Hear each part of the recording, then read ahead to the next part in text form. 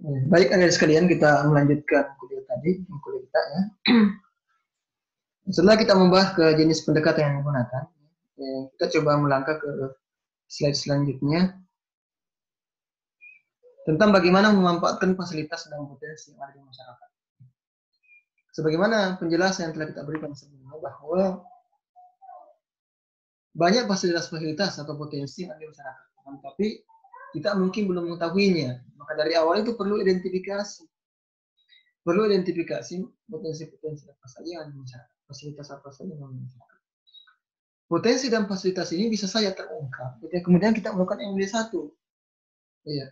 Kita mengutarakan masalahnya, kemudian masyarakat mengeluarkan potensi yang kemudian bisa dipetakan. Potensi ini digunakan untuk memecahkan masalah yang mana nanti. Iya.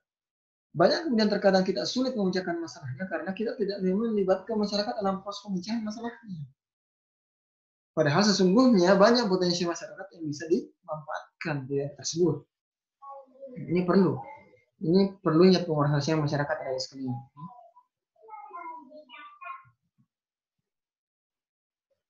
Kemudian, yang mana dimaksud dengan memanfaatkan fasilitas dan potensi yang ada di masyarakat?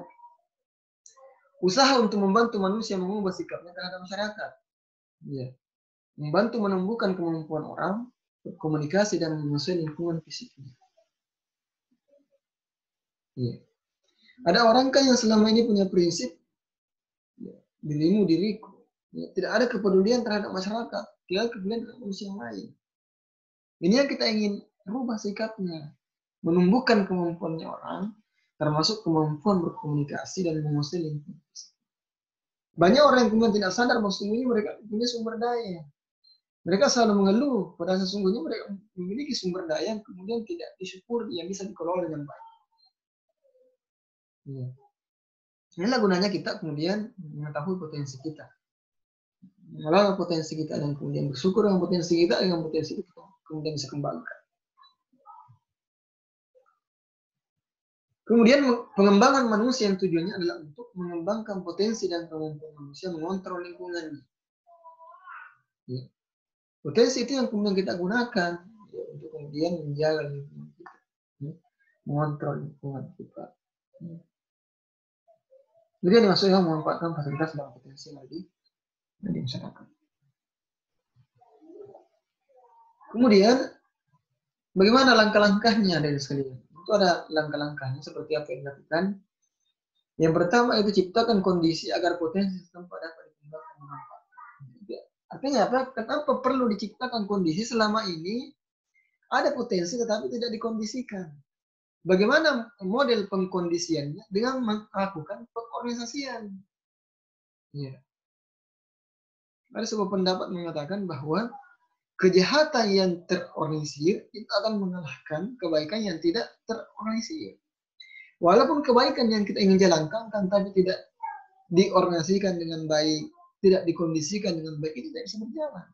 Makanya ciptakan kondisi, buat perencanaannya, kapan dilakukan, siapa sasarannya, siapa saja orang terlibat, berapa sumber daya yang digunakan, dalam sumber daya itu siapa-siapa saja yang terlibat, itu perlu dibuat perencanaannya, sehingga jelas target-target kita. Kita tidak menghayal dari sekalian. Itulah gunanya kita membuat plan of action, ada term of reference, ya. Ada jadwal-jadwal kegiatan, jelas itu. Ya. Itu kita perlu buat dan dipaparkan di hadapan masyarakat. Kemudian setelah itu tingkatkan mutu potensi yang ada. Setelah ada potensinya, potensi itu yang dikembangkan, ditingkatkan mutunya. Oh misalnya ada potensi di situ, potensi penghasil buah, penghasil pisang. Pisang itu bagaimana supaya dikembangkan punya? Dibuatlah kelompok misalnya mengolah kerupuk pisang supaya berdaya nilai lebih tinggi. Ini contoh ya. Mungkin ada contoh yang lain dalam bidang kesehatan ibu dan anak bisa. Ya. Usahakan kelangsungan kegiatan yang sudah ada. Jika di daerah tersebut atau di desa tersebut, di masyarakatnya telah ada kegiatan, itu bisa kita kembangkan, ditingkatkan lagi. Gitu. Tidak mulai dari dasar. Ya. Kemudian tingkatkan kesejahteraan masyarakat secara keseluruhan. Ini hasil akhir yang diinginkan. Ya. Tentu namanya langkah-langkah tidak mungkin kemudian kita harus mencapai tingkat yang paling terakhir. Ini adalah output yang paling terakhir yang kita akan dapatkan. Meningkatkan kesejahteraan masyarakat secara keseluruhan. Walaupun tentu bertahap dari sekali. Kemudian ada beberapa prinsip yang kemudian dapat menjadi perhatian kita semua. Bagaimana sesungguhnya prinsip dalam mengembangkan masyarakat itu? Ini beberapa prinsip ya, yang perlu dipahami. Yang pertama, program ditentukan oleh dan atau bersama masyarakat.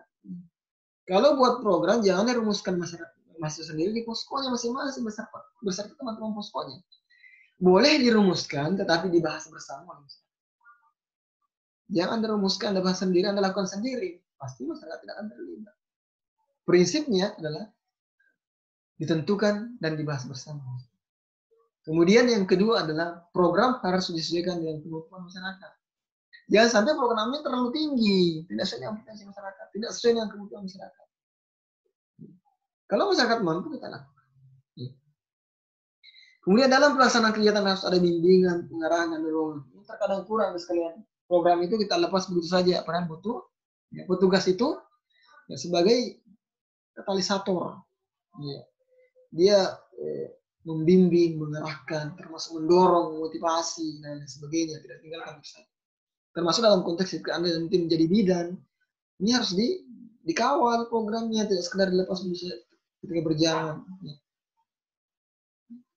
Dan petugas bersedia mendampingi dengan mengambil fungsi sebagai katalisator untuk berjalan proses. Ini yang saya maksud tadi. Ya.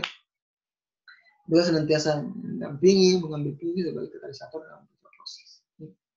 Dan sebelumnya tentu ada bimbingan-bimbingan, pengarahan-pengarahan, ada bantuan. Katalisatornya ibaratnya sebagai penyeimbang ketika ada kendala untuk bisa selesai cepat.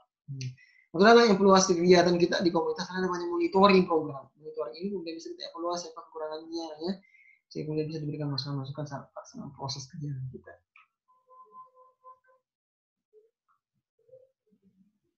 Kemudian ini beberapa program, bentuk-bentuk program yang ada di masyarakat ya, sekalian. Ya.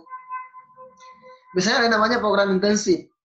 Program intensif ini adalah program yang berkaitan dengan pengembangan masyarakat melalui koordinasi dengan dinas terkait kerjasama lintas sektor.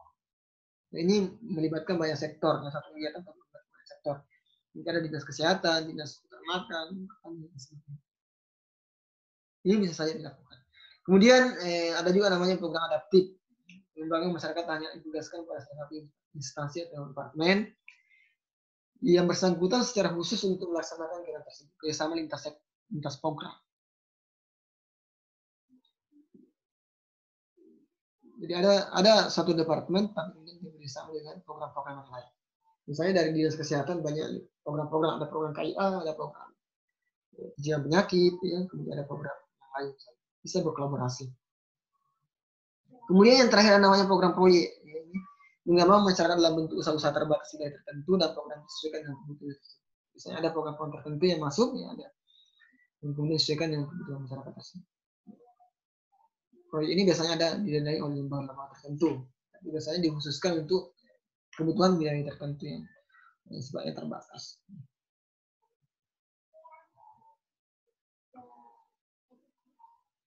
Itu mungkin ada sekalian yang bisa saya sampaikan ya, pada pertemuan yang pertama ini, dan kita lanjut di sesi diskusi. Ketika ada hal yang kurang dipahami silahkan diskusikan, dan tentunya ya, kuliah daring versi online seperti ini ya, kuliah versi daring atau versi online seperti ini harus betul-betul dipolari dalam bentuk interaktif ya, dan harus aktif supaya kemudian hasil yang diharapkan betul-betul bisa tercapai.